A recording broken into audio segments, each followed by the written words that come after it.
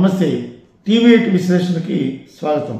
ఈరోజు మన విశ్లేషణ 2024 సార్వత్రిక ఎన్నికల సమయంలో రాజకీయ పార్టీలు వాటి పోకడలు వాళ్ళు చెప్పేటువంటి వాగ్దానాలు వాళ్ళు గతంలో వాళ్ళు చెప్పిన వాగ్దానాలు నిలబెట్టుకునేటువంటి పరిస్థితులు అలాగే ప్రజలకి ఉపయోగకరమైనటువంటి అంశాలు ఉన్నాయా లేవా ప్రజల్ని మభ్యపెట్టే అంశాలు ఉన్నాయా ఇలాంటి విషయాలను విశ్లేషించుకునే దశలో మన విశ్లేషణని మనం విశ్లేషించుకుందాం।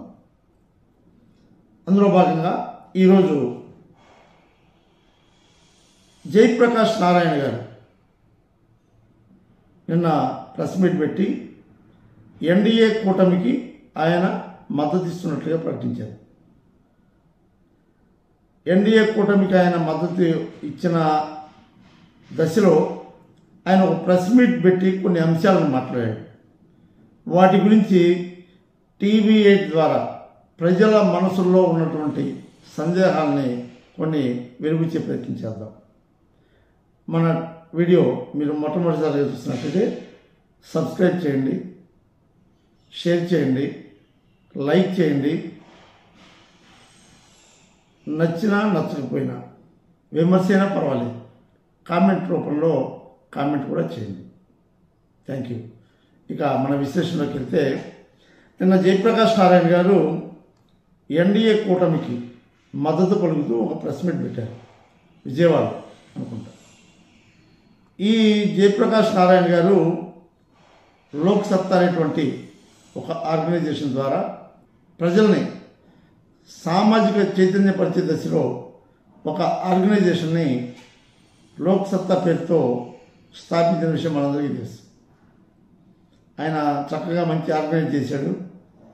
దాన్ని తర్వాత లోక్ సత్తా ఆర్గనైజేషన్ నడిపే దశలో ఈ కుహనా రాజకీయ పార్టీల్లో క్రిమినల్స్ ఉండకూడదు అనేటువంటి దీంతో రాజకీయాల్లో క్రిమినల్స్ లిస్ట్ అని చెప్పి ఎమ్మెల్యేలు ఎంపీల్లో ఉన్న క్రిమినల్స్ కేసుల లిస్టు కూడా ప్రకటించేవాడు అప్పట్లో ప్రజల్ని చైతన్యపరచడంలో। ఆ తర్వాత ఆయన కూడా రూపాంతరం చెంది రాజకీయ పార్టీగా అవతరించి పోటీ చేసి సీట్లు ఇచ్చి ఆయన కూడా ఒక ఎమ్మెల్యే అయ్యి తర్వాత దశలో ఈ కుహనా రాజకీయాల్లో మనం ఉండలేము, రాజకీయాలు కుళ్ళుతో కంపు కొడుతున్నాయి, మనం ఉండలేమని చెప్పి రాజకీయాల నుంచి విరమించుకుంటామని ప్రకటించి పార్టీని కూడా మూసేసినటువంటి ఇక ఉద్యమ పార్టీగానే ఉంటుంది అని చెప్పినటువంటి సందర్భాలు మనందరికీ గుర్తున్నాయి। తర్వాత ఇప్పుడు 2024 ఎన్నికల్లో ఆయనకి సడన్గా మళ్ళీ ఆయన పార్టీ గుర్తొచ్చి ఎన్డీఏ బీజేపీ తెలుగుదేశం పవన్ కళ్యాణ్ కూటమి కలిసిన సిద్ధాంత భావజాలం నాకు నచ్చింది, అందుకు నేను వాటికి మద్దతు ఇస్తున్నాను నా పార్టీ అని చెప్పి నిన్న ప్రెస్ మీట్ పెట్టాడు। ఇక్కడ మనం రెండు అంశాలు మాట్లాడుకోవాలి। జయప్రకాష్ నారాయణ ఆయన ఒక గొప్ప మేధావి, అప్పుడప్పుడు సమాజం ఎలా నడుచుకోవాలి, పౌరులు ఎలా ఉండాలి, ప్రభుత్వాలు ఎలా పనిచేయాలని కొన్ని సూక్తులు వల్లెవేసేటువంటి వ్యక్తి। ఆయన భావజాలను కూడా కొంతమంది ఆసక్తిగా ఈనేటువంటి పరిస్థితి కూడా ఉంది కాబట్టి ఆయనకి టీవీ8 ద్వారా కొన్ని ప్రశ్నలు ఎదుర్కొన్నాం। ఆయన చెప్పిన అంశాల్లో కొన్ని అంశాలు మనం తీసుకున్నాం। పెద్ద పెద్ద అంశాలు మనకొద్దు, అంకెల గారడీలు మనకొద్దు, చిన్నవి సామాన్యులకి మధ్యలో ఆయన యొక్క గొప్ప పెద్ద మేధావి భావజాలాన్ని అర్థం చేసుకునే ప్రజలు ఆ రేంజ్లో వాళ్ళు ఇవ్వచ్చు। కానీ చిన్న ప్రజలు, చిన్న కుటుంబాలు సమాజంలో 60 to 70% ఉండే బిలో మిడిల్ క్లాస్, దిగువ మధ్యతరగతి మరియు పేద ప్రజలు అంతకంటే ప్రజల నుంచి వచ్చిన సందేహాలు, ఆయన యొక్క ప్రెస్ మీట్ ద్వారా వచ్చిన సందేహాలని మనం రైజ్ చేసే ప్రయత్నం చేద్దాం. ఆయన మాట్లాడుతూ ఏమన్నాడు, రాష్ట్రంలో ప్రభుత్వాలు సంక్షేమం వైపు మాత్రమే ప్రయాణిస్తున్నాయి, దీని ద్వారా భావితరాల పిల్లలు భవిష్యత్తు అధోగతి అవుతుంది అన్నాడు. Okay, first point. 40 ఏళ్లుగా చంద్రబాబు నాయుడు గారు సుదీర్ఘమైన రాజకీయ పరిజ్ఞానంతో పరిపాలన చేశారు.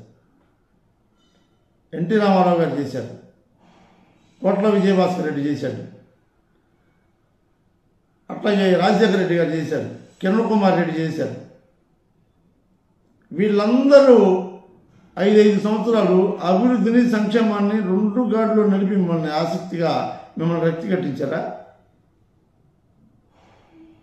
చెప్పండి. ఈ మొత్తం ప్రభుత్వాల్లో పిల్లల యొక్క మారుతున్న కాలానుగుణంగా విద్యా వ్యవస్థను మార్పు చేసినటువంటి పరిస్థితి మీరు గమనించారా? పిల్లలకి మధ్యాహ్నం భోజనం అన్నారు, పిల్లలకి పుస్తకాలు ఇచ్చారు. బీసీ హాస్టల్స్, ఎస్సీ హాస్టల్స్ అని ఊరి చివర దర్వాజాలు తలుపులు కూడా లేకుండా కట్టేవాళ్ళు. రాజకీయాలకు అతీతంగా అడిగే ప్రశ్నలు అండి ఇవి. మీరు రాజకీయాలకు అతీతంగా అంటే ఇప్పుడు మద్దతు ఇచ్చి మళ్ళీ రాజకీయ అవతారం ఎత్తుండొచ్చు. రాజకీయాలకు అతీతంగా మాట్లాడేటువంటి మేధావి కాబట్టి మీకు మాత్రమే ఈ ప్రశ్నలు. అభివృద్ధి అనేది ఎలా సాధ్యపడుతుంది?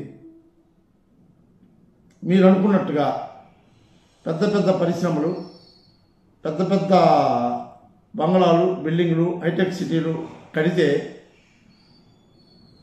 దాంట్లో ఎవరు ఉద్యోగాలు చేస్తారండి? ఎవరు ఉద్యోగాలు చేయాలి? హైటెక్ సిటీ నిర్మిస్తాం అమరావతిలో, దాంట్లో ఎవరు ఉద్యోగాలు చేయాలి? చదువుకున్న పిల్లలేగా. చదువుకున్న పిల్లల్లో కూడా నువ్వు చెప్పేటువంటి హైటెక్ సిటీలో పనిచేయాలంటే సంపూర్ణంగా ఇంగ్లీషు మాత్రమే వచ్చి ఉండాలి. ఎందుకు ఇంగ్లీషు మాత్రమే వచ్చి ఉండాలి అంటే ఆ వ్యవస్థలు అలాంటివి. మరి అలాంటి మీరు నిర్మించాలనుకుంటున్నటువంటి, మీరు మెచ్చినటువంటి చంద్రబాబు గారు నిర్మించినటువంటి హైటెక్ సిటీ లాంటి దాంట్లో పనిచేయాలంటే ఇంగ్లీష్ కంపల్సరీగా వచ్చి ఉండాలా లేదా? అందులో ఇక పేద పిల్లలు ఉద్యోగాలు చేయడానికి అర్హులు కారా? మరి వారికి ఇంగ్లీష్ విద్య అవసరం లేదా? జయప్రకాష్ నారాయణ గారు, మీరు ఐఏఎస్గా చేసి వ్యవస్థల్లో ఉన్నత స్థాయిలో పనిచేసి జిల్లా కలెక్టర్గా కూడా చేసి చాలా అవగాహన చేసుకొని ఉండొచ్చు. ఏది ఏమైనా గత కొద్ది కాలం క్రితం ఆంధ్రప్రదేశ్ విద్యా వ్యవస్థని మీరే చాలా ప్రశంసించారు. ఆ వీడియోలు నా దగ్గర ఉన్నాయి, ఇంటర్నెట్లో కూడా ఉన్నాయి.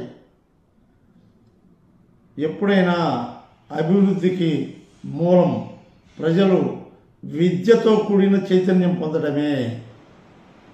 ఇది మీలాంటి మేధావులు గతంలో చెప్పారు, అందరూ కూడా తెలిసినటువంటి నిజం కూడా అదే.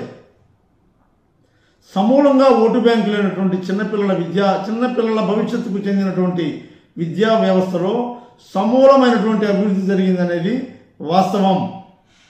ఇది మీరు గతంలో ఒప్పుకున్నారు, ఇప్పుడు కూడా ఒప్పుకోక తప్పదు. ఇది ప్రజలు అందరికీ అర్థమైన విషయం. రెండోది గ్రామ సచివాలయ వ్యవస్థ. గ్రామ సచివాలయ వ్యవస్థని యావత్ భారతదేశం బ్రహ్మాండంగా ఉందంటే మీరు దాన్ని అభివృద్ధి కాదా అంటారా? అభివృద్ధి అంటే మీరు కూడా అందరిలాగా మేధావి అయ్యండి, రోడ్లు సరిగా లేవు. ఒకటి మనం గుర్తుంచుకోవాలండి, ఆంధ్రప్రదేశ్ స్థితిగతులు ఆలోచిస్తే 2.5 సంవత్సరం, దాదాపు 2 సంవత్సరాల కాలం మనిషి అనేవాడు బయటకు వచ్చాడా? చిన్న కిల్లి కొట్టు టీ స్టాల్ దగ్గర నుంచి పెద్ద పెద్ద మీరు నిర్మించిన హైటెక్ సిటీ దాకా అసలు పనిచేసినాయా? ప్రభుత్వానికి ఆదాయం ఉందా? ప్రభుత్వానికి ఆదాయం ఉందా? అలాంటి పరిస్థితుల్లో కూడా ఎవరికి జీతాలు ఆపకుండా, ఎవరికి ప్రజలు ఇబ్బంది పడకుండా నిత్యావసరాలు అందిస్తూ, మనుషులు బయటికి రాకపోయినా అతను పెట్టుకున్న ఏదో వాలంటీర్ వ్యవస్థను పెట్టి ప్రతి ఒక్కరికి నిత్యావసరాలు చేర్చి ప్రజలు కొంచెంగా బయటకు వస్తూ మళ్ళా వ్యాపారాన్ని చిన్నగా స్టార్ట్ చేసుకుంటూ ఆర్థిక వ్యవస్థను మెరుగుపరుచుకునే దశలో ప్రభుత్వం అతలాకుతలమైతే నడుపుతూ ఉంటే అప్పుడు మీరు ఎక్కడున్నారు?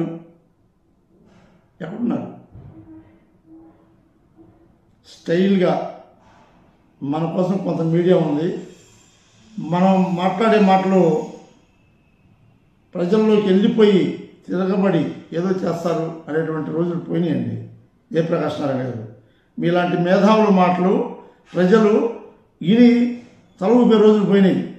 ప్రజలే డెసిషన్ పార్ట్లోకి వచ్చేసారు. ఎందువల్లంటే సోషల్ మీడియా వల్ల. ఇదివరకు మీకు సంబంధించిన ఆంధ్రజ్యోతి, మీకు సంబంధించిన ఈనాడు, మీలాంటి వాళ్ళకు సంబంధించిన సాక్షి పత్రికలు, మీడియా వాళ్ళు ఏది చెబితే అది వినేటువంటి పరిస్థితులు ఉండేవి. మీరు చెప్పిన మాటలని ఎవరు అవకాశం ఉంటే వాళ్ళు గొప్పగా ప్రచురించే రోజులు ఉన్నాయి. కానీ ఇప్పుడు ప్రజలు సాక్షిని నమ్మరు, ఈనాడుని నమ్మరు, ఆంధ్రజ్యోతిని నమ్మరు. సోషల్ మీడియాని నమ్మి సోషల్ మీడియాలో ఎప్పటికప్పుడు అప్డేట్ అయ్యేటువంటి పరిస్థితులు ఉన్నాయి. ఇంకా మీరు గొప్ప వాళ్ళ పేర్లు, ఉన్నత స్థాయి వర్గాల పేర్లు చెప్తూ ఇడుగు రామ్మూర్తి, త్రిపురనేమి రామస్వామి చౌదరి, అట్టమంచి రామలింగారెడ్డి, అక్కడ కూడా మీరు ఆ స్థాయి పేర్లే చెప్పారు. కానీ గుర్రం జాషువా లాంటి పేర్లు నేను చెప్పలేకపోయారే. వాళ్ళు సామాజిక స్పృహ కోసం పనిచేస్తున్నాడే కదా. నేనేం చెప్తానంటే అట్లా మీ ఉన్నతమైన భాషని కనీసం అందుకోవాలని ప్రజలు చదువుకోవాలి కదా. ఆ చదువు దశలో సమూలంగా ఒక తరాన్ని మార్చే ప్రక్రియ కదా ఇప్పుడు ఆ విద్యా వ్యవస్థలో జరిగింది. ఒకటి, ఈ కరోనా టైంలో మీరందరూ ఎక్కడున్నారు? అసలు ఆంధ్రప్రదేశ్ స్థితిగతులు తెలుసుకోవడానికి మీరు పేపర్ నాలెడ్జ్ తప్పితే అసలు మీరు ఎప్పుడన్నా పరిశీలించి గ్రామస్థాయి పర్యటన చేశారా? ఎంతసేపటికి హైటెక్ సిటీ, పరిశ్రమలు బాగున్నాయి, మంచి మాటలు చెప్పారు, అవసరమే. గ్రామ స్థాయిలో నిత్యావసరాలు ఏంది వాటి గురించి ఎప్పుడన్నా ప్రయత్నించారా? గ్రామాల్లో మీరు పర్యటించారా? చక్కని దేవుడు వాయిస్ ఇచ్చాడని బేస్ వాయిస్తో మీరు చెప్తే అబద్ధం నిజమైపోదు. ఓకే, ఎన్డీఏ కూటమికి రెండో అంశం, ఎన్డీఏ కూటమికి మద్దతు ఇస్తున్నారు, బ్రహ్మాండం ఉంది. అసలు ఎన్డీఏ కూటమికి ఎందుకు మద్దతు ఇవ్వాలి? ఇది సామాన్యుడి ప్రశ్నగా మిమ్మల్ని అడుగుతున్నా. ఎన్డీఏ కూటమికి ఆంధ్రప్రదేశ్ ప్రజలు ఎందుకు మద్దతు ఇవ్వాలి? మీరు చెప్పే హైటెక్ సిటీ, అమరావతి డెవలప్మెంట్కి సహకరించలేదని మాత్రమేనా? ఇంకేమన్నా అంశాలు ఉన్నాయా? ఎన్డీఏ కూటమికి మీరు ఎందుకు మద్దతు ఇవ్వమని చెప్పారు? ఎందుకు మద్దతు ఇవ్వాలి? గతంలో బీజేపీతో విభజన ఆంధ్రప్రదేశ్లో బీజేపీతో అంటగాగిన ఈ తెలుగుదేశం, జనసేన చెప్పినటువంటి మేనిఫెస్టో ఏంటి? ప్రత్యేక హోదా, పోలవరం, ప్రత్యేక రైల్వే జోన్, విభజన హామీలు. ఓకే, అప్పుడు అధికారంలోకి వచ్చిన ఇదే ఎన్డీఏ కూటమి వాటిలో ఏదైనా సాధించిందా? వాటిలో ఏదైనా అమలుపరిచిందా? చివరికి మీరు చెబుతున్న ప్రతిష్టాత్మకమైన గ్రీన్ ఫీల్డ్ సిటీగా ఏర్పాటు కాబోయినటువంటి అమరావతి నగరానికి మట్టిపై నీరు 2 పిడతలు తెచ్చిచ్చి అవమానపరిచారు కదా మోడీ. అప్పుడు మీరు చెప్పిన భావజాలం ప్రకారం ఆ తర్వాత 5 సంవత్సరాలు ఏమన్నా మీకు సహకరించారా? ఓకే, తర్వాత వచ్చిన ఎలక్షన్లో ప్రత్యేక హోదా ఇవ్వలేదు, విభజన హామీలు ఇవ్వలేదు, కేంద్ర ప్రభుత్వం మోసం చేసింది, మోడీ దొంగ అని చెప్పి కదా చంద్రబాబు నాయుడు బయటకు వచ్చింది. విభజన ఆంధ్రప్రదేశ్ని సహకరించలేదు. ప్యాకేజీ అనేది పాచిపోయినట్లు ఉంటాయి కదా, పవన్ కళ్యాణ్ బయటకు వచ్చింది.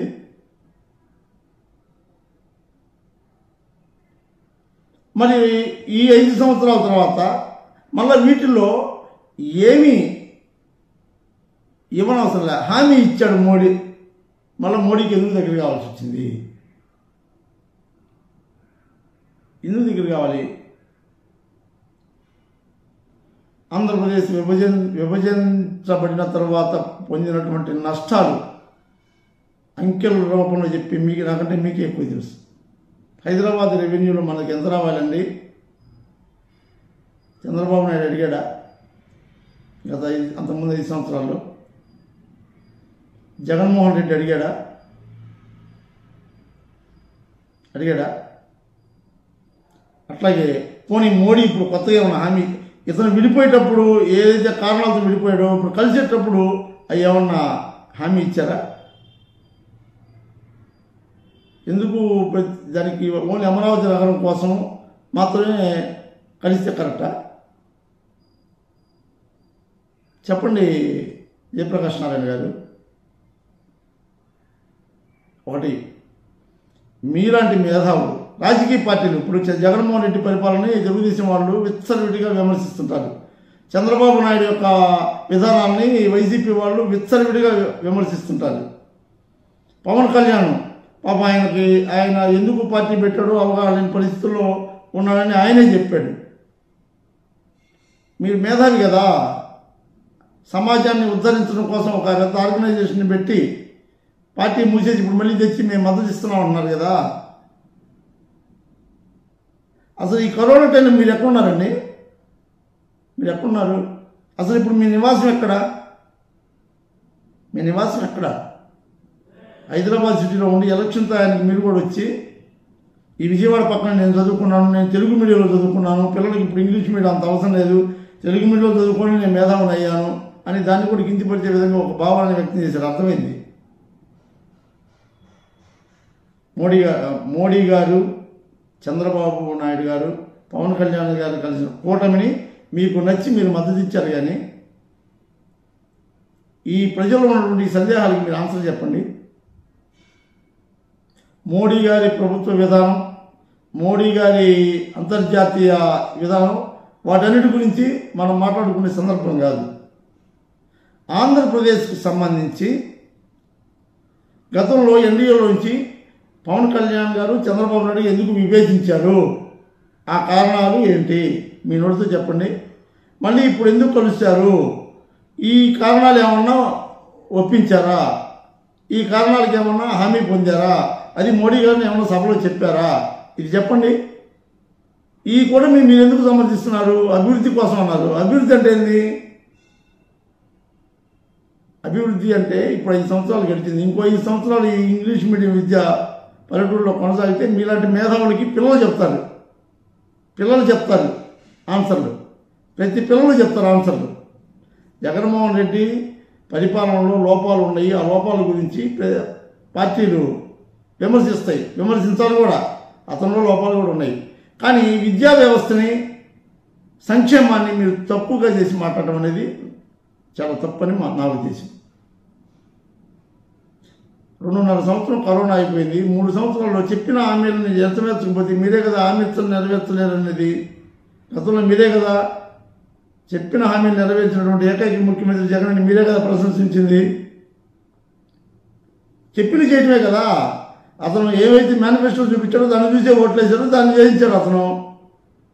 మీరు అన్నట్టుగా సంక్షేమం కొన్ని అభివృద్ధి కార్యక్రమాలు జరగలేదంటే 2.5 సంవత్సరం కరోనా ఉంది. కాబట్టి జగన్మోహన్ రెడ్డి వైఫల్యాన్ని నేను ప్రశంసించట్లా. ఆయన వైఫల్యాన్ని కూడా ఆయన తెలుసుకొని నడుచుకుంటే బాగుండేది ఆయన కూడా. కానీ మీలాంటి మేధావులు సమాజాన్ని చీపురుతో కడిగి శుభ్రం చేయాలనుకునేటువంటి మీలాంటి మేధావులు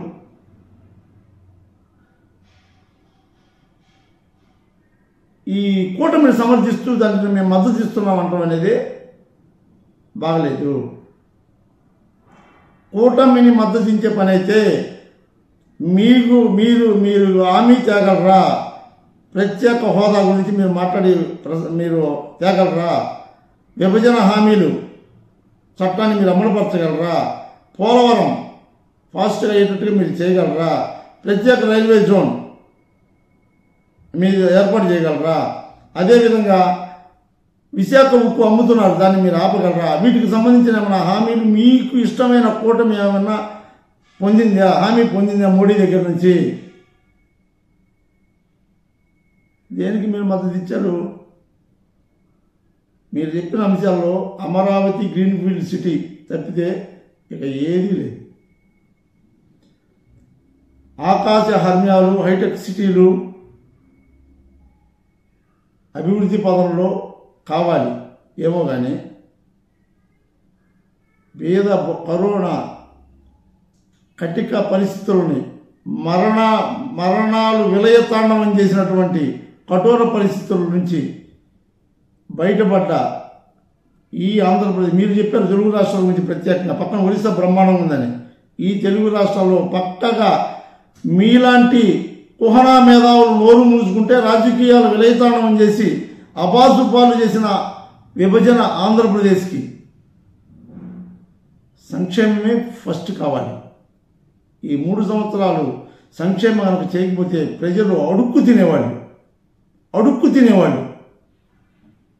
పనులు లేక, వ్యాపారాలు లేక, సగం మధ్యాహ్నం వరకు ఆ షాపులు మూసేసి ఇళ్ళకి వెళ్ళే పరిస్థితి, పక్కనోడు బియ్యం పెట్టే పరిస్థితి లేదు, పక్కనోడు తలుపు తీసే పరిస్థితి లేదు. అలాంటి పరిస్థితుల నుంచి ఈరోజు చిన్నగా నడుము కట్టి బయటకు వచ్చి పనులు చేసుకుని ఆడవాళ్ళు చక్కగా పనులు చేసుకునే పరిస్థితి వచ్చామంటే ప్రస్తుతం ఇప్పుడు కావాల్సింది బతకడానికి టానిక్ లాగా సంక్షేమమే కావాలి. నెక్స్ట్ 5 ఏళ్లలో అభివృద్ధి కాకపోతే అప్పుడు మనం మీరు అన్నట్టుగా కూటమికి మనం చేపట్టచ్చు. ఇప్పుడు జగన్మోహన్ రెడ్డికి ఓటేయమని నేనేం చెప్పట్లా, తెలుగుదేశానికి ఓటేయమని నేనేం చెప్పట్లా. నేను చెప్పే ఒకే ఒక అంశం ఏంటంటే, మీలాంటి పెద్ద మేధావులు సంక్షేమం పనికిరాదు, అభివృద్ధి కావాలి, అభివృద్ధి 2 నడవాలి, అభివృద్ధి 2 నడవాలనుకున్న చంద్రబాబు నాయుడు భావజాలం, కూటమి, ఇవన్నీ నాకు నచ్చినాయి, అందుకని మద్దతు ఇస్తున్నాను అని చెప్పారు. మీ మద్దతు ఎంత పనిచేస్తుందో తెలియదు కానీ ఆకలితో అలమటించినటువంటి కరోనా పరిస్థితులు మైండ్లో ఉన్న ప్రతి పేదవాడు ఇప్పుడున్న సంక్షేమాన్ని మద్దతు ఇస్తారు. అభివృద్ధి కూడా కావాలి, కానీ ముందు మనం బతకాలి కదా, బతికే ప్రయత్నమే కదా మనం చేసాము. మీరు ఎలక్షన్ టయానికి ఎందుకు వస్తారో తెలియదు. మీరే కదా బ్రహ్మాండంగా చేస్తున్నట్టు జగన్మోహన్ రెడ్డి అని చెప్పింది. ఇప్పుడు ఏమైంది? ఇంతలోకే వింటున్నాం కదా, నేను చెప్పే మాటలు పెట్టే మీడియాలు సాక్షి, ఆంధ్రజ్యోతి, ఈనాడు లాంటివి ఉన్నాయి కదా, మా మాటలకి ప్రజలు పరవళ్ళు తొక్కుతారనుకునే రోజు పోయినాయండి. జేపీ గారు, ప్రతి మనిషి చేతిలో సెల్ ఫోన్ ఉంది, సోషల్ మీడియా, నిజాలు నీలాంటి మేధావులు గతంలో ఏం మాట్లాడి ఇప్పుడే మాట్లాడు, ఈ లోపు ఏమొచ్చింది ఆయనకి అని సామాన్యుడు ఆలోచించేటువంటి రోజులు నడుస్తున్నాయి. కాబట్టి ప్రజల తరఫున మిమ్మల్ని ప్రశ్నించేది ఏంటంటే, విభజన ఆంధ్రప్రదేశ్లో కరోనా పరిస్థితులు దాటుకొని బతికి బట్టగట్టిన వాళ్ళకి సంక్షేమం కావాలా, అభివృద్ధి కావాలా? ఫస్ట్ ఏది కావాలి? దానికి ఫుల్ఫిల్ చేయడంలో ప్రభుత్వం పనిచేసిందా లేదా? ఒకటి. రెండోది, ఎన్డీఏ కూటమికి మద్దతు ఇచ్చినటువంటి 2 పార్టీలకి మీరు ఇప్పుడు మద్దతు ఇస్తున్నారన్నారు కాబట్టి గతంలో పనిచేసినటువంటి ఈ ఎన్డీఏ కూటమి ఎందుకు విడిపోయింది, ఏ కారణాలు చెప్పి విడిపోయింది, ప్రజలకి ఏం సాకులు చూపింది, మోడీని ఎందుకు నిందితుడిగా చూపించింది, ఇప్పుడు వాళ్ళు చెప్పినటువంటి హామీలు ఏమన్నా పొందారా? ఈ ఎన్డీఏ కూటమిలో ఏమన్నా లబ్ధి పొందారా? ఈ విభజన ఆంధ్రప్రదేశ్కి ఏమన్నా లబ్ధి కూడే పనులు ఏమన్నా ప్రకటింపజేశారా? ఈ కూటమి భావజాలం మీకు ఎందుకు నచ్చింది? మీరు ఒక మేధావి కాబట్టి మీరు ప్రజలకి క్లియర్గా చెప్పాల్సిన అవసరం ఉంది. ఓర్క పురంధరేశ్వరి గారు బీజేపీ అధ్యక్షురాలుగా రావటం, కొణిజేటి రోజీ గారి లాగా 1,000 లక్షల కోట్లు, 3 లక్షల కోట్లు, 4 లక్షల కోట్లు అంట ఆమె తెగ చెప్పింది లక్షల కోట్లు, ఎవరికి అర్థం కాలేదు. 5 లక్షల కోట్లు, 10 లక్షల కోట్లు, 20 లక్షల కోట్లు, 1.5, 2.3 అంటూ అంకెలు చదువుకున్న మీలాంటి వాళ్ళకి అర్థమవుతాయి. కానీ ఆకలితో అలమటించే సంక్షేమాన్ని కోసం అర్హులుగా ఎదురు చూసి ఇంకా సమాజం మనలో ఉందండి. ఇంకా 5 ఏళ్ల తర్వాత 10th క్లాస్ పిల్లలు మీకు చెప్తుంటారు. ఎందుకంటే విద్య ఇప్పుడే కదా స్టార్ట్ అయింది. ఇంగ్లీష్ మీడియం మారుతున్న కాలానుగుణంగా మీలాంటి మేధావులు ప్రశంసించే హైటెక్ సిటీల వాక్యంలో కనీసం అడుగు పెట్టాలంటే కావాల్సినటువంటి ఇంగ్లీష్ విద్యని ప్రజలు ఇప్పుడిప్పుడే నేర్చుకుంటున్నారు. పిల్లలు వాళ్ళు రేపు 10th అయిన తర్వాత 10th క్లాస్ పిల్లలు మాట్లాడతారు మీతోటి. 10th క్లాస్ పిల్లలు ప్రశ్నిస్తారు మిమ్మల్ని. అప్పుడు చెబుతున్నాండి మీలాంటి మేధావులందరూ వచ్చి ఏది చేయాలి, ఏది చేయకూడదు, ప్రజలు ఎలా నడుచుకోవాలి, ఎలా నడుచుకోకూడదని. మీరు రాజకీయ పార్టీని అని చెప్పండి, ప్రశ్నించుకోండి. నేను ఒక మేధావిని, నేను అందులో పనిచేశాను, ఇందులో పనిచేశాను. గతంలో మీరు చెప్పే మాటలు విన్నాం. ఎందుకంటే అప్పుడు ఒక మీడియానే ఉండేది. సోషల్ మీడియా వచ్చినాక మీ మాటలు ఏమి మాకు అర్థం కాదు. ఎందుకంటే మీరు గతంలో చెప్పినవి కూడా ఉన్నాయి కాబట్టి. ఇది మేధావి అని ఆయన ప్రకటించుకున్నా. పైగా మీరు ఒక మాట అన్నారు, అంబేద్కర్కి కులం అంట కడతామా, గాంధీకి కులం అంట కడతామా అని. అంటే మీరు కూడా వాళ్ళ స్థాయిలో వాళ్ళని మీరు చెప్పుకునే ప్రయత్నం చేశారు.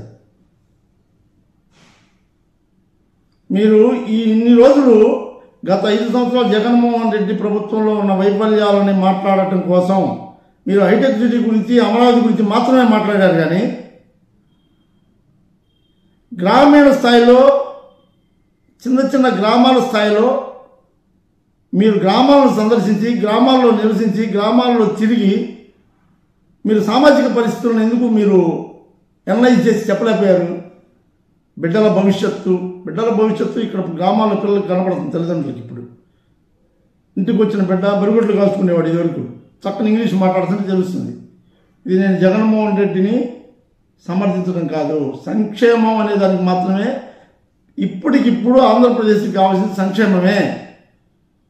మీరు అన్నట్టు అభివృద్ధి కావాలి. ముందు ఆకలితో అలమటిస్తుందండి ఆంధ్రప్రదేశ్. కరోనా పరిస్థితుల్లో అన్నం వండుకొని తిని బతికి బట్టగడి చేతారు. తర్వాత మనం బ్రాండెడ్ షర్ట్లు కొనే పరిస్థితి మీరు చెబుతున్నారు. బ్రాండెడ్ షర్ట్లు కొనడానికి ఇంకొక 5 years పట్టింది. 5 సంవత్సరాల గ్రీన్ఫీల్డ్ సిటీ నిర్మించడం అంటే అంత ఆషామాషి అయిపోద్దా? అసలు చక్కని ఆయన చంద్రబాబు నాయుడు గారు తాత్కాలిక రాజధాని అనకుండా బ్రహ్మాండమైనటువంటి కోట కడితే అసలు ఈ గోల ఉండేది కాదు. ఈ జగన్మోహన్ రెడ్డి 3 ముక్కలాట కూడా ఉండేది కాదు. టోటల్గా అయిందంటే రాజకీయ నాయకులు, రాజకీయ పార్టీలు స్వార్థాల కోసం వాళ్ళ నడక ప్రయాణిస్తుంటే మీలాంటి మేధావులు మద్దతు ఇచ్చడం కరెక్ట్ కాదు. కాబట్టి ఇక మీ ప్రజల తరఫున ప్రశ్నించే ఈ ప్రశ్నల్ని ప్రజల మనోభావాలుగా మీరే అర్థం చేసుకోవాలి.